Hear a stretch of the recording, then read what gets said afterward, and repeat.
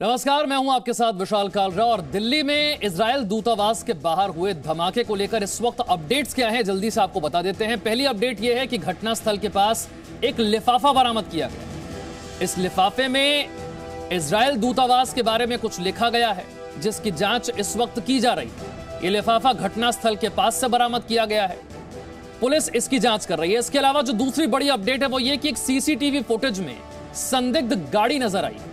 इस संदिग्ध गाड़ी को लेकर जांच की जा रही है कि यह गाड़ी क्या इस धमाके से जुड़ी हुई है, क्या इस धमाके से इस गाड़ी का कोई लेना देना है। और तीसरी बड़ी अपडेट है कि दिल्ली के पुलिस कमिश्नर ने अब से कुछ देर पहले घटनास्थल का, जहां पर धमाका हुआ, उसका जायजा लिया, मुआयना किया और बताया कि एफआईआर दर्ज कर ली गई है, जांच जारी है। इससे ज्यादा वो अभी और कुछ नहीं कहेंगे। ये तीन बड़ी अपडेट दिल्ली में आज शाम इजरायल दूतावास के बाहर हुए धमाके को लेकर सामने आई है।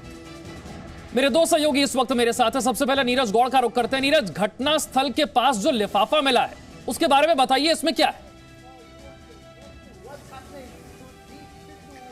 जी बिल्कुल विशाल, मैं आपको बताऊं कि जो लिफाफा मिला है उसके अंदर एक लेटर है और उस लेटर में टू इजराइल करके लिखा है और आगे बहुत सा कंटेंट है जिसको अभी जांच की जा रही है। स्पेशल सेल ने अभी बोला है कि इसके बारे में ज़्यादा नहीं बता सकते हैं, ज़्यादा जानकारी अभी साझा नहीं कर सकते हैं। लेकिन जिस तरीके से दिल्ली पुलिस कमिश्नर अश्विन श्रीवास्तव यहाँ पहुँचे थे, उन्होंने साफ तौर से कहा कि इस पूरे मामले में मुकदमा दर्ज कर लिया गया है और स्पेशल सेल इस पूरे मामले की जाँच कर रही है।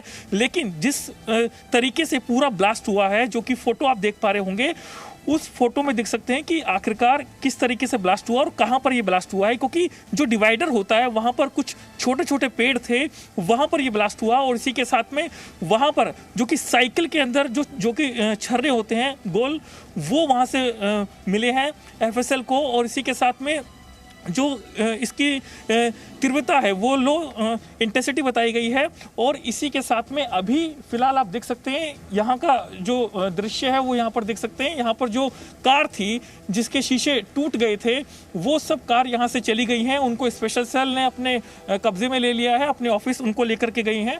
और इसी के साथ अभी यहाँ पर जो अधिकारी हैं सीनियर लेवल के, वो यहाँ पर अब नहीं हैं, क्योंकि जितने भी एविडेंस है वो यहाँ से सब कलेक्ट कर लिए हैं। अब ये कोशिश ये हो रही है कि नीरज, आप बने रहिए मेरे साथ। जो तस्वीर इस वक्त हम देख रहे हैं, ये स्टील के छर्रे, ये स्टील के छर्रे क्या बताते हैं, किस तरह से धमाका हुआ? जितेंद्र मेरे साथ न्यूज रूम से, जरा इस तस्वीर को देखकर जितेंद्र बताइए कि ये धमाका कैसे किया गया होगा, संभावना क्या है?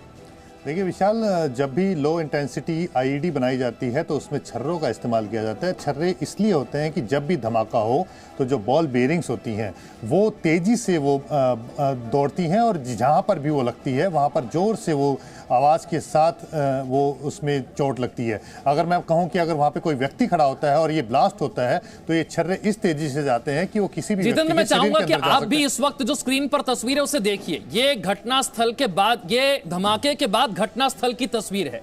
धमाके के बाद क्या हुआ, ये तस्वीर और ये छर्रे, जरा इन दो तस्वीरों को देखकर अब बताइए कि कैसे हुआ हो सकता है धमाका। देखिए विशाल, मैं दर्शकों को बताना चाहूँगा कि जो एक तस्वीर आप देख रहे हैं जिसमें मिट्टी है और उसके अंदर एक गड्ढा है, क्योंकि जो पुलिस ने बताया है कि जब एक गाड़ी गई है और उसने जो रोड के साइड में, मतलब अगर इसे हम कहें कि जो अब्दुल शाह आज़ाद जो के घर के जो रोड है वहाँ पर जो साथ में जो पेमेंट्स जो बनी हुई हैं वहाँ पर उस बम को फेंका गया था। लो इंटेंसिटी का ये बम है और जैसे ही बम ब्लास्ट हुआ है तो वहाँ पर एक छोटा गड्ढा हुआ है और ब्लास्ट होने के बाद जो स्प्रिंकल्स हैं जो निकल के आए हैं, जो काफ़ी तेज़ी से निकले हैं, क्योंकि आईईडी बनाने के अंदर जो छोटी छोटी बॉल बेरिंग्स हैं उनका इस्तेमाल किया गया। और इनका इस्तेमाल इसलिए किया जाता है कि जब भी धमाका हो तो ये जो बॉल बेरिंग्स है वो तेज़ी के साथ जाती हैं। अगर कोई व्यक्ति खड़ा होता है तो उसके शरीर में काफ़ी तेज़ी से चोट करती है और इतनी तेज़ लगती है कि उसकी मौत भी हो सकती है। और अगर कोई चीज़ वहाँ पर है तो उसके अंदर उसको भी डैमेज कर सकते हैं। तो अगर आप इन तस्वीरों को देखिए तो जो पहली तस्वीर है जहाँ पर गड्ढा हुआ है वहाँ पर बम फेंका गया है। गड्ढा काफ़ी छोटा है, यानी कि लो इंटेंसिटी का वो बम था जो ब्लास्ट हुआ है। जो बॉल बेरिंग्स आप हाथ में देख रहे हैं ये वो चीज़ है जिसकी वजह से जब ब्लास्ट हुआ तो ये बॉल बेरिंग्स तेज़ी से निकली हैं और उसके बाद जो आसपास जो गाड़ियाँ खड़ी हुई थी उसको डैमेज किया है। तो जो आप शीशे टूटने की जो तस्वीरें आप देख रहे हैं तो ये जो बॉल बेरिंग्स तेज़ी से निकली है धमाके के बाद वो सीधे गाड़ियों में जा करके लगी है और जिसकी वजह से गाड़ियों के अंदर डैमेज हुआ है, उनके शीशे टूटे हैं।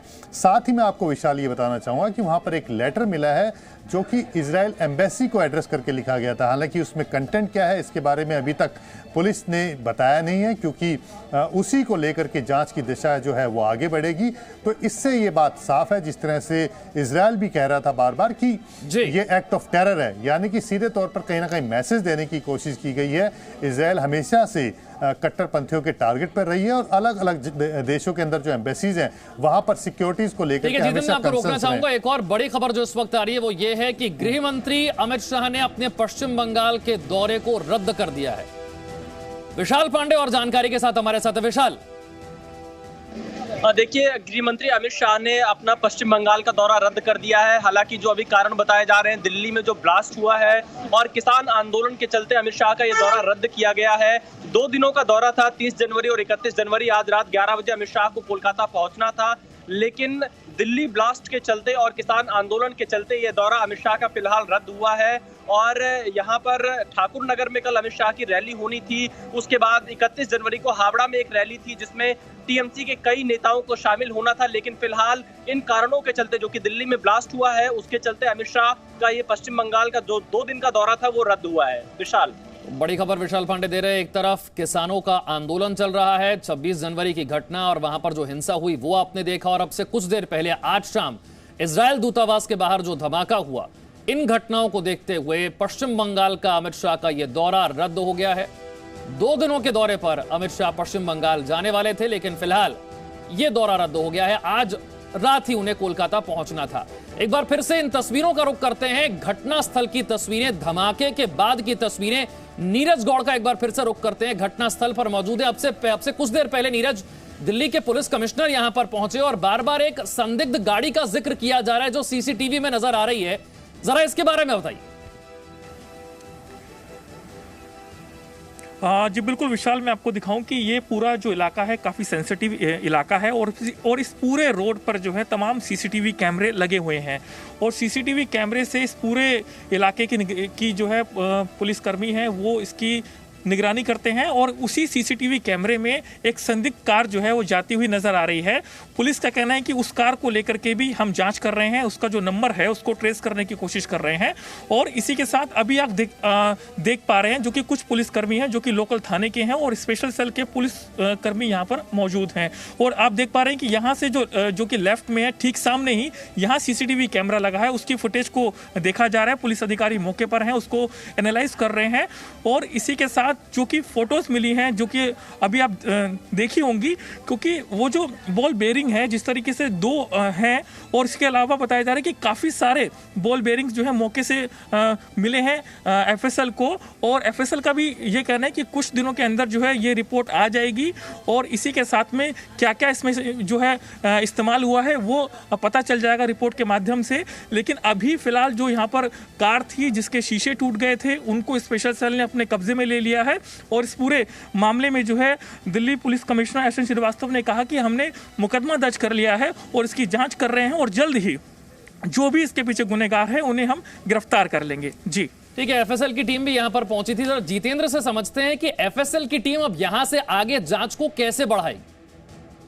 देखिए विशाल, जो एफएसएल टीम है वो वहाँ से सैंपल्स कलेक्ट करने के बाद अब वो जांच करेगी कि किस तरह का केमिकल्स जो है इस बम धमाके को बनाने के लिए इस्तेमाल किया गया था। और सबसे बड़ी बात जो है इसमें, जो सबसे अहम बात है कि जो धमाका हुआ है वो ट्रिगर कैसे किया गया है, क्योंकि अगर कोई भी आईईडी बनाई जाती है तो उसको धमाके को ट्रिगर करने के लिए ट्रिगर इस्तेमाल किया जाता है। वो किस तरीके से किया गया, कैसे ये धमाका हुआ, तो जो सारे एलिमेंट्स हैं, जो एविडेंसेस कलेक्ट किए हैं एफएसएल की टीम ने वहाँ से, तो उसके आधार पर ये पता लगेगा कि किस तरह का केमिकल इस्तेमाल किया गया था, क्या क्या उसके अंदर एक्सप्लोसिव इस्तेमाल किए गए थे, बॉल बेरिंग्स जो कि सामने तस्वीर आ चुकी है, उसके अलावा धमाके को करने के लिए जो ट्रिगर था वो किस तरह से बनाया गया था।